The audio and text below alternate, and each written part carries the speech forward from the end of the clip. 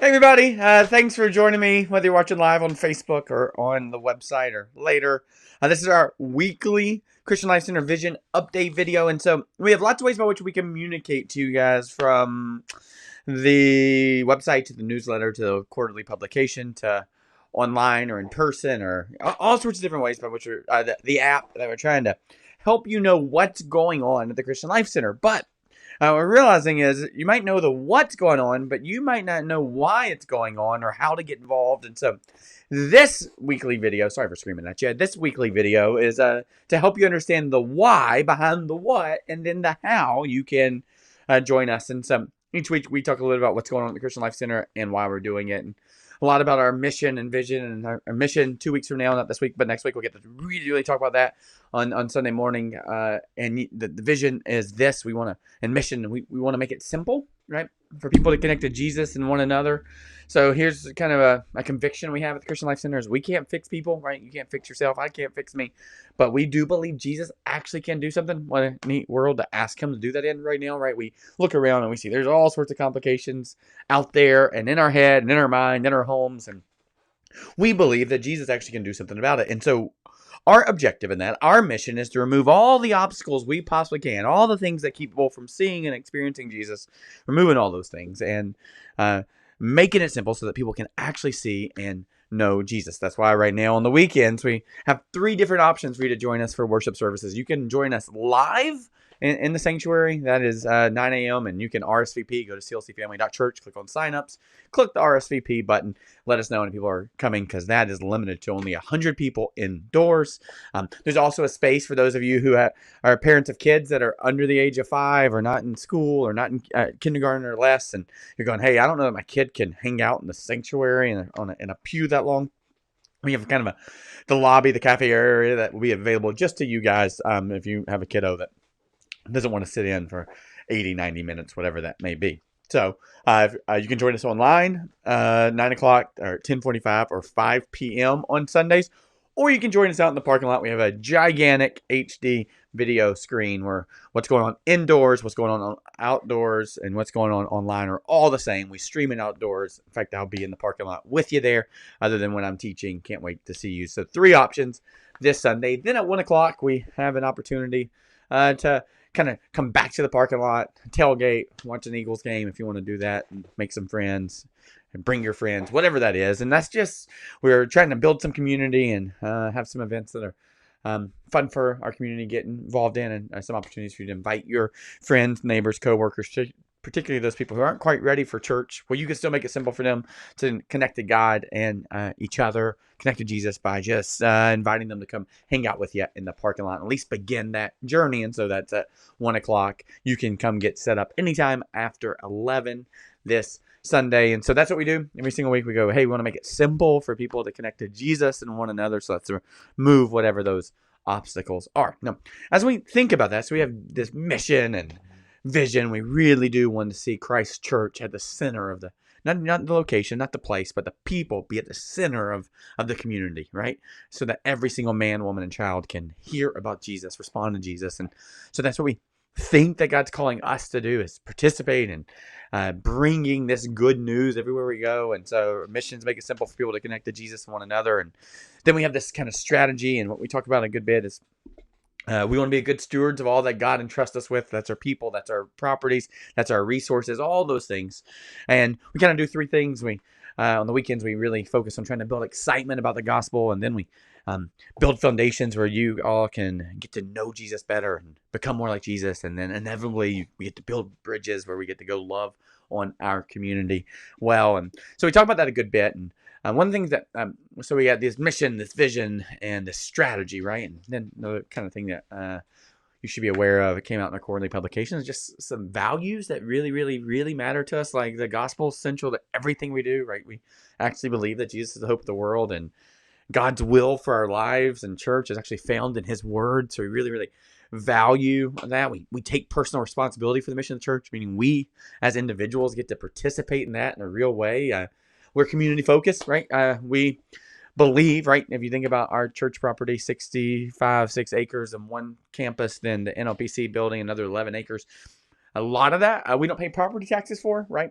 So if a church went there and instead a developer were to come and put in a neighborhood, do you know the property taxes that they would pay for that? And so we have this conviction that our church should be at least more valuable to our community than the lost property tax revenue, right? So we want to be community focused. We want our church to matter for our community. We would want people in our community to be sad if our church doors were to have to shut, right? Because of the way we serve and care for our community. So we do that. We bring excitement everywhere we go is what we talk about, because the gospel's worth celebrating. So imagine how to go love our neighbors, love the folks at Lincoln University, go into downtown Oxford. And another one that we talk about is we're good stewards of all that God's entrusted us with, right? We really want to take every single penny, every single square inch of our land, to make sure that every single bit of it makes it simple for people to connect to Jesus and one another. And the value that I want to spend just a few minutes on tonight, or whenever you're watching this today morning, is this one. This is the last of our core values, and it's this: we unapologetically believe that families matter, right? And that can be confusing for our church, and so really excited. Not the families, nobody to go, well, families don't matter. But a lot of what you hear about going on at the Christian Life Center seems to be geared towards young parents of young children and families, from movie nights to trails retreats to a lot going on in our Kids Zone programming. And that's not because we go, hey, we only care about young families. What we do understand, though, is a lot of young families, once you have children, all of a sudden you go, oh, I'm not really sure what to do with them. Is it time for us to find some boundaries for them? Should we actually consider this idea of God and see if we should find community and pursue God? And so we just understand that a lot of folks in our area right now are open to the idea that God could love them and that God could care for them and God could have a plan for them. And it seems like a lot of them first point of entry is trying to figure out what that means for their kids and how they can find things for their kids to participate in. And so part of the reason for why we focus on families in that sense is so that we can connect to families, meet them where they are, and meet their needs.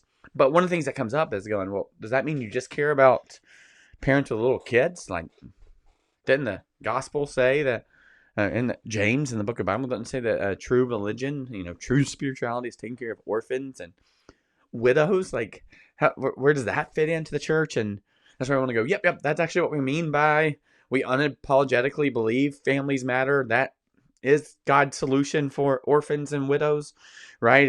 Here's what I mean by that is when we think about the creation of the world, right? This is the why behind the what, and I'll tell you about the how. When we think about the creation of the world, right? So God speaks the world into existence, right? And He's making some proclamations that everything's good, that's good. Then He creates Adam and declares that He'll work, right? There's something about purpose and mission from the very beginning. Adam life was breathed into him, and he had work and mission from the very beginning, right? And then God makes this weird proclamation. He actually says, it's not good. Wait, the God of the universe has declared everything good in His creation, and then He makes a human being, and He says it's not good. Well, He doesn't just say it's not good. He actually gives a qualifier. And here's what He says. It's not good for man to be alone. Meaning, well, we talk about Christ being enough. He is enough. Jesus is enough. God is enough. The way by which we are wired is actually to be in community, right? That's why our mission is to make it simple for people to connect to Jesus, right? That's our vertical, and one another, horizontal relationships, because God clearly tells us that it's not good for man to be alone. And so what does God do? He creates, He puts Adam to sleep, takes the rib, makes a woman, and all of a sudden He declares that it's very good. There it is. And so the first thing you see in terms of God creates human relationships, and then He starts creating some institutions. That's what we'll call them, okay?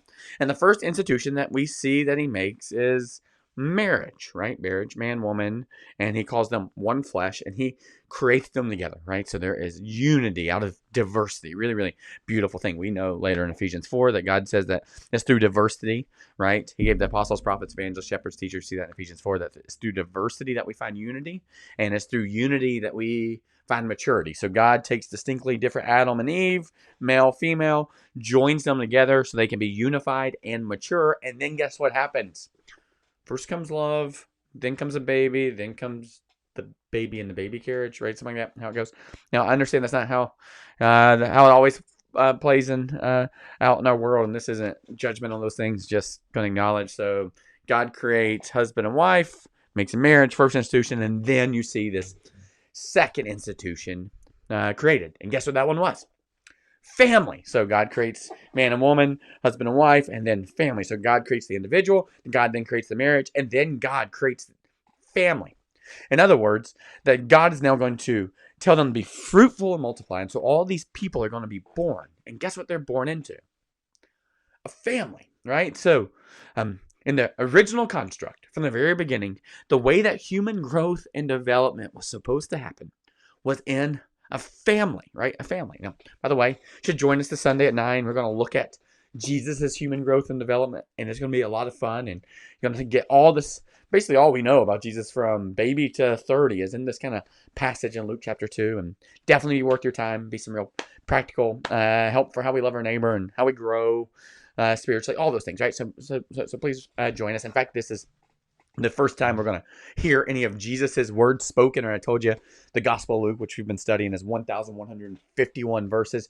568 of those are direct quotations of Jesus's words. And finally, this week, we get the very first one of those quotations. He's still a kid. He's in his adolescence. He's 12. Probably can't even shave yet. Maybe he's got that creepy mustache that middle schoolers get. I don't know. But we know that Jesus is born, and we get to see some neat things about his growth, and we get to kind of go back and imagine how human growth and development is supposed to happen, right? So first, God creates the institution of marriage, makes man and woman, gives them marriage, and then he gives them family, and it should be a beautiful thing. And yet that first family, right? First sons, Cain and Abel, right? One kills the other one. So from the very beginning, in the brokenness of our world, the family gets destroyed, divided, broken, right? All those things. And so, first institution, marriage. Second institution, family. That's how it was originally wired. And then what you see is God start creating nations, right? Nation of Israel. Starts creating people through Abraham, Isaac, Jacob, and then Jacob has these 12 sons within a family, by the way, to create this massive nation. So this family creates this nation, and the nations have kings and all sorts of stuff. But we see throughout the Old Testament, there's this brokenness, right? In other words, there's a plan for human growth and development. It's supposed to happen within the family, but that gets all off kilter. In fact, we even see this with Abraham and Isaac before God establishes this first nation. He promises he's going to create a way by which every human being on this earth is going to be blessed. And then Abram and Sarah kind of get that messed up and invite someone else into the relationship for a second, and then there becomes this divided family. And so you just see the brokenness of all this throughout the Old Testament, and that'd be a really devastating story if that's as far as we get. But really neat is God then sends his son to kind of reestablish human growth and development, reestablish the way that life's supposed to be, reestablishes kind of the mission for people again. Adam and Eve had a mission in the beginning, they messed it up, but he reestablishes all that. And then what God gives us for this approach is actually a new institution. And that institution is the church, right? So the church gets to participate in God's original design, the creation mandate to go and make this world all that God desired to be, to go and bring the kingdom of heaven to earth. And in the middle of doing that, what we see happen is God actually is in the process of not only redeeming us, but redeeming the institutions he created, right? Redeeming not a nation as in an individual geopolitical area, but a nation of God. And redeeming a family with human growth and development. Redeeming a group of people, a husband and wife, who can be edified and challenged and grow and become more like him as a result of their marriage, right? Marriage is a thing that either sends you and gets you closer to heaven or closer to hell, right? Depending on your experience in that marriage. And so God is using the church to redeem the family. So if God is using the church to redeem the family, it would make sense that one of our values should be, well, our church should be in the middle of the redemption of family. So how in the world do we help support parents as they become the chief and primary pastors of their kids? How do we create a way by which the family is how we care for orphans and widows? We invite orphans into the family. We tell moms and dads and grandparents and great-grandparents that they will never be left or forsaken, not only from just Jesus, but from us as well. Like, this is the way by which God wired all the redemption of the world, right? Many of you are so frustrated at the brokenness in our world and so frustrated at government and politics. Can we just pause for a second and go, well, God didn't give us government and politics to solve the redemption of the world. In fact, he tells us that he created government, you read it in Romans, to provide some protection. But beyond that, the way by which he was going to bring about redemption was through the church. And the church was going to participate in redeeming the family. And here's what's crazy. You ready for this? Not only does God want to redeem individual families, Jesus actually makes some statements that go, hey, it's not just your flesh and blood. It's not just your mom and dad. It's this kingdom where we all, hear me, all get to be brothers and sisters, right? The Son of God became the Son of Man, right? Son of God, his divinity, Son of Man, his divinity, so that sons and daughters of men and women, right, could become sons and daughters of God. And so what God actually reestablishes through Jesus is this family order, right? This family order where we get access to the King. And I love what Tim Keller says here. He says, you know what's crazy? That we get to talk to our God like he's our father because he becomes our father. So families matter, right? And the only person in a kingdom who can wake up a king in the middle of the night, disturb them, interrupt them, and ask for a glass of water or ask for their bottom to be wiped. The only person who can do that is a daughter or son of the king, right? That's what God and Jesus reestablishes for us, is that families really do matter. Families is where human growth and development happens. And that's not just our earthly families. That's our eternal, heavenly families that we get to participate in now. So when we say, we unapologetically claim and believe that families matter, what we're saying is we want you to be a part of the family. No matter if you're 80 or 90 or 100 or 2 or 3 or 4, your family is welcome to be a part of our family. And our family is all a part of God's family, right? And so we're trying to help young families figure that out. We're trying to invite everyone into our church to be a part of the family, right? And we got some work to do there. Like even as we think about the movies that we show, we kind of go, okay, let's think about new movies that are family friendly, meaning they don't have a ton of terrible language and they don't have a lot of violence. So the problem is a lot of those movies are not necessarily movies that all generations want to see. And so we're working through trying to imagine those things. So what I would ask you, this is kind of just a request, like, would you just message? You can email me personally. Molly on our staff also sees these so that she can help me filter through them and respond appropriately. But if you have some movie suggestions, would you just drop them at josh@clcfamily.church? I'll give them to the right people so that we can even imagine how the whole family can stay connected. And next Friday, like less than a week, depending on when you watch this, we will be hosting another movie night. And we are going to be showing Remember the Titans, right? From an era gone by, dealing with racial reconciliation, and it's football season. So please come and join us for that movie next week. But while I'm talking about families, I do want you all to understand the incredible and amazing work that our family ministry has done, has been doing at the Christian Life Center. So the last 6 months have been crazy for you guys, and it's been crazy for our church, and doing a lot of pivoting. And not sure if you even know our staff in this, but Jeanette is, she oversees, she's our family ministry director, and that's a hefty job, guys. And you can get access to her email on clcfamily.church. You can read her bio and know more about her, but like she's overseeing all of our family ministry, all the staff there. I mean, there's a good bit of staff. We got Megan Laff, who is our children's director. So family ministry director, Megan Laff. Then we have Randy Lucas, who oversees our entire preschool, right? And can you imagine trying to run a preschool right now in the middle of COVID? And then we have Nadine Turner, who oversees our middle school ministry, and Laura Mascaro, who helps with our kids' zone ministry. And then we have Christian Hessling, who is running our high school ministry. And boy, have they made some big pivots, right? To how do we connect with kids online, and how do we get back into small groups? And so I just want you to know, please, since you're watching this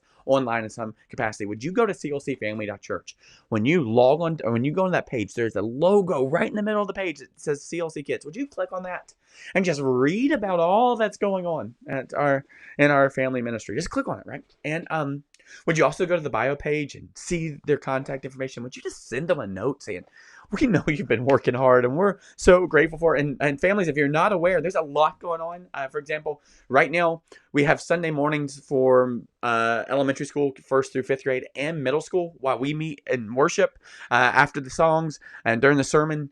There's space for them to go hang out, middle schoolers and elementary school students. So that is allowed. That's available right now in person. You can do that. And then throughout the week, we also have opportunities for your kiddos actually connect with other kids and with adults who really love them. So I don't know if you're having trouble trying to find time for your kids to have some interpersonal relationships and connections. And so on Tuesdays from 4:15 to 5 at the church building, there is a let me make sure I get this right, a kindergarten through 2nd grade small group. My little Sophie's in that one. And then on Thursdays from 4:15 to 5, there's a 3rd through 5th grade small group. So you can register for that. You can sign up. You can go have your kids hang out with with an adult who loves them and loves Jesus. And so I would encourage you to do that. Go to the website, click on the CLC family, and you can figure out how to RSVP or register for that there. Also for middle school and high schoolers, there is a fabulous ministry going on. Man, Nadine Turner and Christian Hessling are doing a fabulous job again.